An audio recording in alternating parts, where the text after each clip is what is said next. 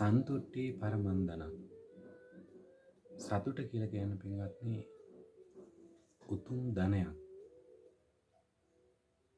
අපි හැමෝම හැම දෙයක්ම කරන්නේ අවසානයේ අපි එකකින් බලාපොරොත්තු වෙන දෙයක් තියෙනවා. ඒ තමයි සතුට ලබනවා කියන එක. ඒ වෙනුවෙන් අපි මානසික වශයෙන් දේවල් අත්දැකීම් ලබනවා. ඒ වගේම කායික වශයෙන් ඇතන් දේවල් මේ නිරත වෙලා අපි අත්දැකීම් ලබනවා. මේ ආකාර දෙකෙන්ම අපි අත්දැකීම් ලබනවා. මොකක් පිණිසද මේ අත්දැකීම් ලබන්නේ? සතුට වෙනුවෙන්. දැන් අපි සෙල්ලම් කරලා සතුට වෙනවා.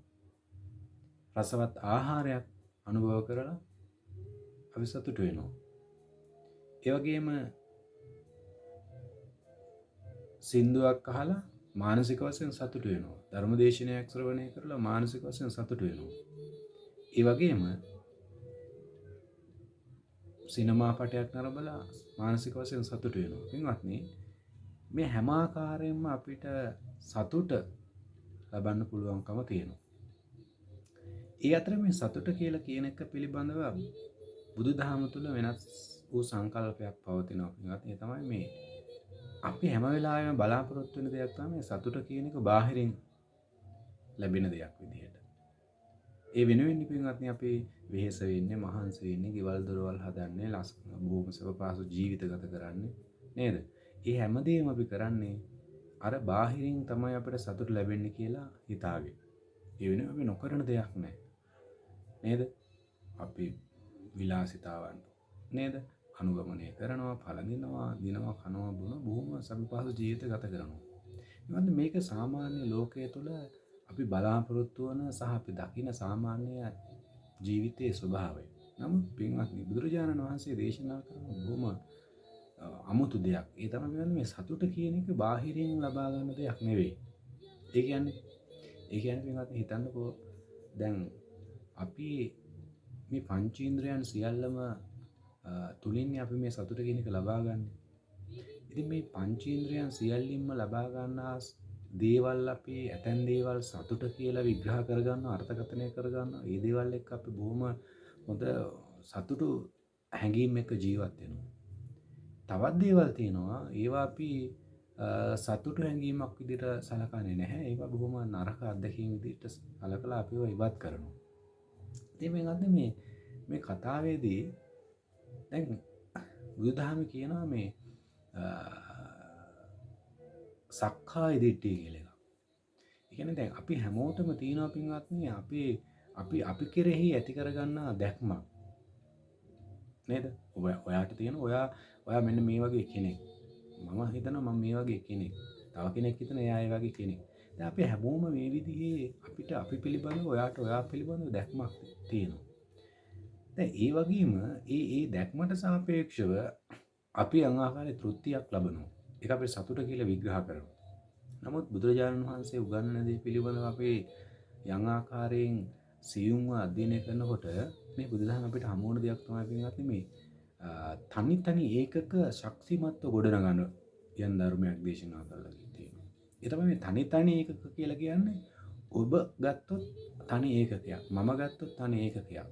ඒතර බුදුරජාණන් වහන්සේ පොදුවේ මේ ධර්මයේ දේශනා කළාට ඒ ධර්මය දේශනා කරන්න ඔබට, ඒ වගේ මේ ධර්මයේ දේශනා කරන්න මට.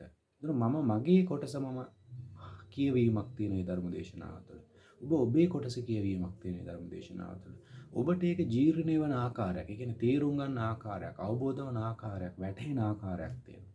ඊට ඒට සාපේක්ෂව මට ඒක වැටහෙන ආකාරය සමාන වෙන්නේ. ඒක සාපේක්ෂව වෙනස්. හේතුව මගේ අත්දැකීම්, දැනුම, භාවිතය සහ මේ හැම දෙයකම සාපේක්ෂව වෙනස් වෙනවා.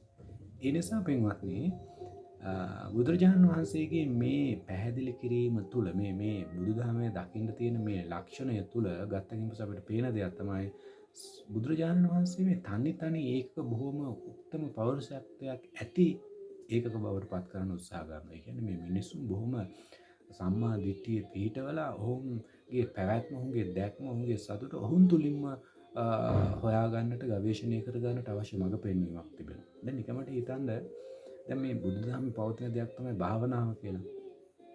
දැන් මේ භාවනාව කරන භික්ෂුවක් වෙන්න පුළුවන්, භාවනාවේ යෙදලා ඉන්න ගිහි එක් වෙන්න පුළුවන්.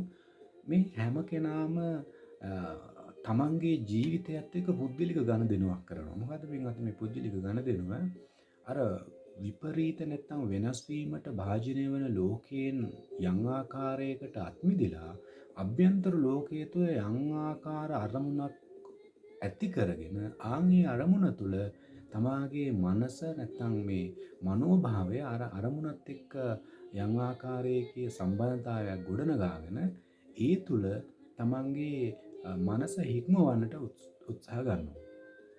දැන් පින්වත්නි මෙතන අර අපි ලබන සාමාන්‍ය ජීවිතයේ ලබන බාහිර ලෝකයෙන් ලැබෙනවයි කියලා අපි විශ්වාස කරලා ලබා ගන්න සතුටද මෙතන මේ ලබා ගන්න සතුට අතර යම් ආකාරයේ වෙනසක් තියෙනවා. පින්වත් ඔබට ප්‍රඥා ගෝචරව මේක බොහොම ස්පර්ශ වෙනවා. මේක ඔබට දැනෙනවා. මේ කියන්නේ මොකක්ද කියන එක.